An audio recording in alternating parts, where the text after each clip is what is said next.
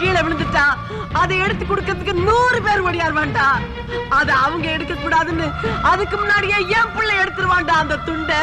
டேய், என் பிள்ளைய பத்தி ஒரு வார்த்தை தப்பா சொல்லிட்டா சொன்னவன் நாக்கை இழுத்து வச்சு அறுத்து போடுவான்டா இந்த ஊருக்காரன்.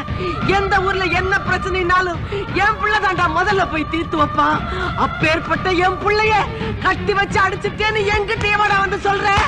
டேய், உன்னை நான் சும்மா விட மாட்டேன்டா, உன்னை நான் சும்மா விட மாட்டேன்டா. என் பிள்ளைய தொட்ட கையை உடைக்காம நான் விட போறேன்.